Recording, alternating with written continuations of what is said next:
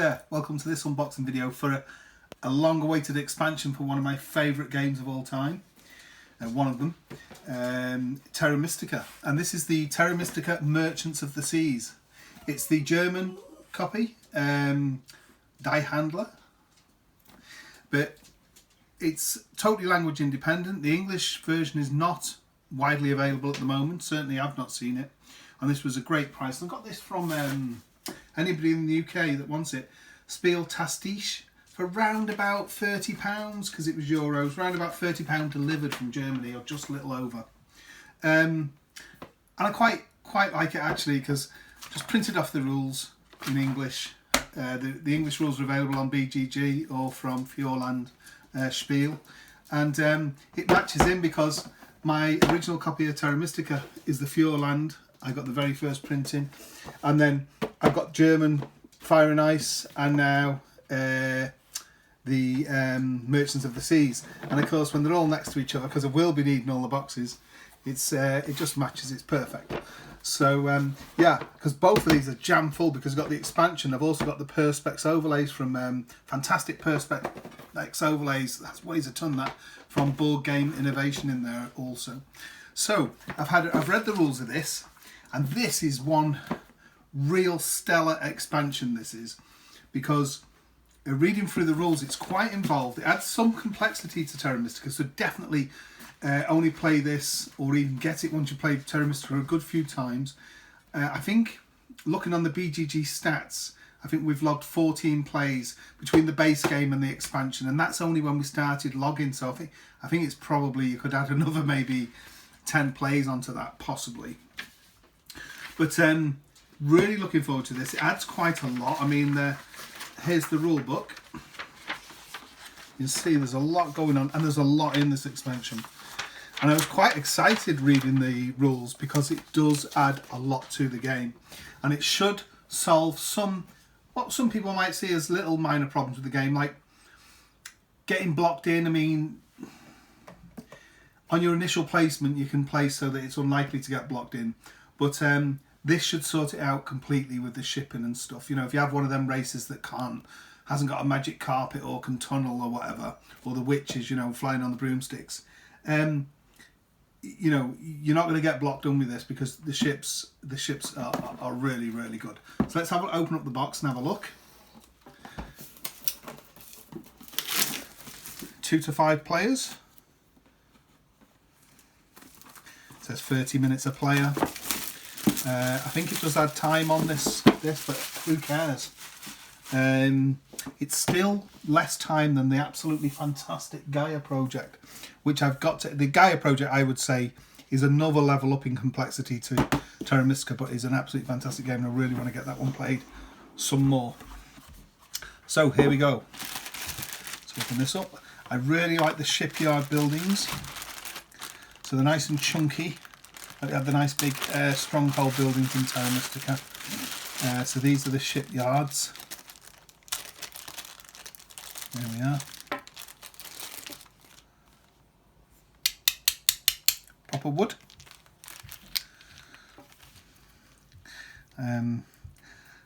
They also remind me of H Block. It's where they used to house the IRA prisoners in Ireland, in what they called H blocks. So yeah, but anyway, they're the shipyards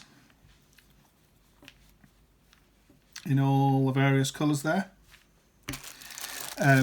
There's 3 ships of each faction. The Fakirs and the, who is it? The Fakirs. Oh, the Fakirs and dwarves cannot have ships. They have a separate track with, I think it's a merchant, and it can extend their range of either magic carpet flight or tunneling through their actions, and they're their merchants here. They behave differently, them two, which is quite nice, mixes it up different. So there's their merchants, and here's the other ships. They're quite neat, aren't they? So you've got a maximum of 3 ships, and there's good and interesting ways of how you're going to get hold of those ships. There we go. There's all the ships. These are canals. These are quite nice. depending on which game board you're using. This will come with a new game board. And there's a fjord and lakes. And I think it's in the lakes board, I think, is where you will use all the canals. And you can respectively use the canals on the existing boards, and it shows you where to place them. So there's a thoroughfare through. Some baggies and a big baggie. There's the German rules. And interestingly, I mean, it was by Helg. He's very prominent on Board Game Geek. Helg Ostertag and Jens Drogmuller are the original authors of Terra Mystica. But this is not. This expansion, I first of all thought it was, but it's not. This expansion is by James, I hope I'm pronouncing this right, Atay, and with the help of Eduardo Andrade. So a couple of different authors here. I know, reading through my rules here, that Helg was definitely one of the playtesters of this game. They had used lots of playtesters. So there's all the wooden pieces, very nice. Now tiles, how many punch boards have we got here? I think it's quite a few. 1, 2, 3. It's going to add some colour to the map, this stuff. 4, 5. This is a really good expansion. 6, 7 punch boards. I mean, this is just not any old expansion.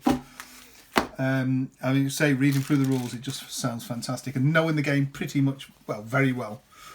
These are going to be added to the left-hand side of your player board. So they'll be the same side and they butt up against it. So you've got the Fakirs there. And there you've got the Nomads. Well, yeah, the Nomads will have normal stuff. So here it shows you about your extra actions. Your action to move your ships, your special action using a tile. Once you've your ship, I was going to call my H block there, but your shipyard will go in here. Once it's uncovered, that's going to allow you to use a special action to spend a worker and 2 coins to gain another ship. And when you uncover it, you get a 1 off of a ship, and on income you're going to get a ship. And when you take an action to move ships, like here, you can move all your ships in play. But what's really good about your ships is it's going to unlock, you're not going to get blocked in really. Where adjacent to your ship you can terraform, any land adjacent to your ship. But also you can move your ship up to your shipping. On your shipping, it's going to make real good use of your shipping tracks now, which will not really overly use-worthy in the base game. There's so much to do and so little time to do it. You're going to use definitely integrate your shipping far more into the game, because you can move your ships up to your shipping value, but you can also move it above the shipping value for spending power, and that's each individual ship. So for taking a moving ship action, you could say have all your free ships on the board. For that move ship action, you can move all 3 ships, and for every ship you move over your shipping value, you can actually spend power to move it. Canals are quite neat. If you're one side of on a hex in the water, moving through the canal does not count as 1. So if this was a hex and there's a hex there, that counts as 1 movement. You just go through the canal. So you can build adjacent to it, but also you can land on, and that counts as 1 move.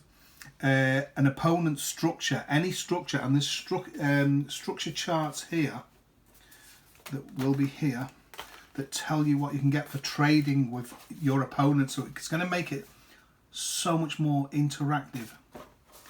Where are they? Here they are. There's 4 of these.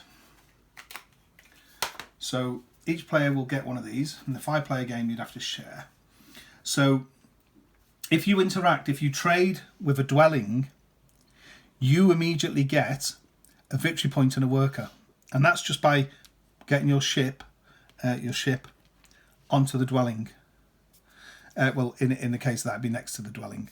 And on the tile itself though. And you get that. And the opposing player can then get use the normal power value, so they could get a power for free. So if they could get power, they'd always take power for free. With your trading house, if you go into an opponent's trading house, you're going to get 1 victory point, a coin, and 2 power, and your opponent could get 2 power for losing 1 victory point. Normal rules of power.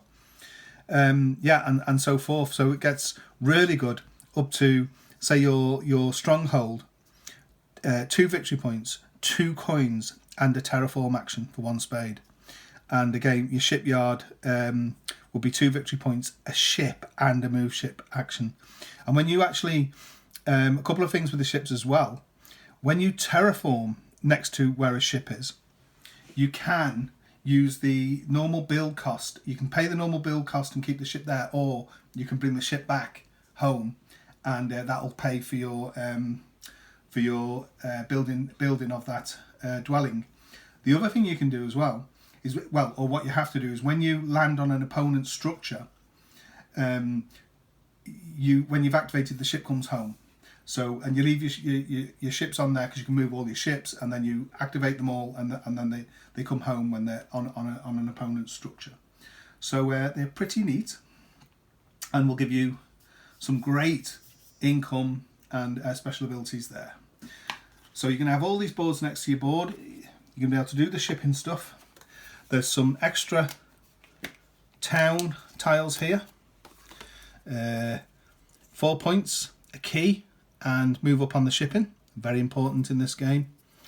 Now with the shipping, same one again. Nothing on the back of these. This one, 3 points, a key, and get into ships out. And again, same one, 3 points, key, and get ships out. Here's an end game scoring tile. And this one is, right, yes. When you trade with an opponent's structure, each faction is only allowed to trade with each individual structure once. So each faction will have these trading tiles that will go underneath the structure, and that will show, for instance, that the player playing black has traded with that structure, and the player playing black can't then. But if in future turn the red player, they would move it underneath the structure like so. And let's say it was a shipyard, for instance. The shipyard would be on top, and you can see that red and black have traded with that. So red and black couldn't trade with that, but they could trade with another of the yellow players' structures. So very interesting. What else? So we've got new favour tiles, aren't they, these?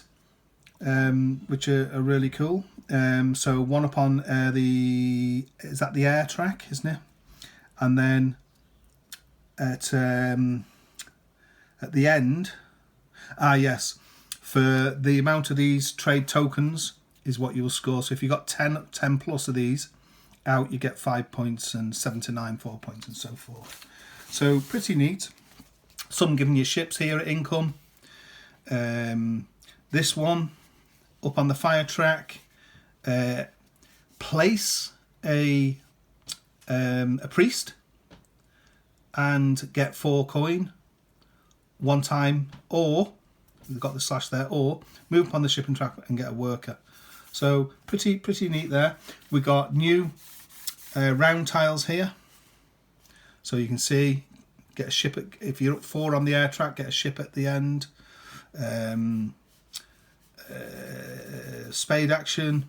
If you're 3 up on the earth, get 3 power, and so forth. So really neat. All new stuff here. Favour tiles, round tiles. They're the player boards. They get the boards that get added onto the left. You've got all the trade tokens there. You can also, as shipyards, you can also do ports, and at the beginning of the game, that's these tokens here. You will place one of these next to one of your structures that are next to water. If they're not next to water, then as soon as you build one next to water, you have to place one of these, and that's where your ships will start out. But throughout the game, when you build your shipyard, you build this in a different place, and you can basically launch ships from either sites. You'll spread them out. To do that, we've got some more of those to show that you've taken actions. More of the same there and there. And here's the board now. So it's double-sided. It's the new board to use with this expansion. say we've got the lakes and we've got the fjord. So we've got that one there. I think, which one's that?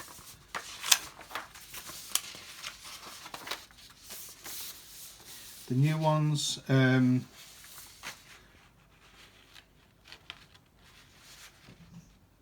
that's the fjord, and so the lakes are on the other side. So let's have a look. Oh, and there's also another power action map, smaller power action map that goes underneath. It's very nice. I love the seems quite vibrant. Yep, there we go. And there's the lakes, and canals will go through these too. You can get through. So let's have a look. There is another power action board somewhere. I must have missed it here. It's not on there. It's not there. It's here somewhere.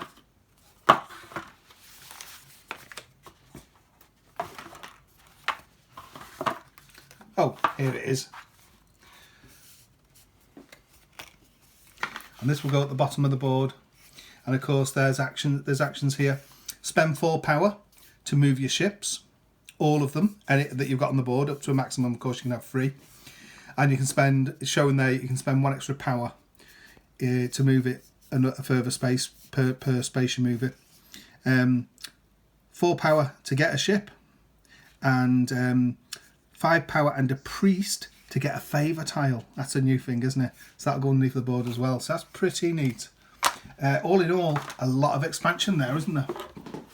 That is, I have to look now for the Merchants of the Seas, isn't it?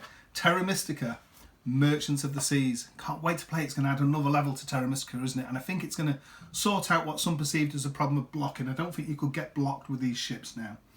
I'm pretty certain you couldn't. And I would see, I think there's going to be greater point totals and stuff like that. So it's I think it's going to make it a more in-depth and more fun game. It certainly looks really cool.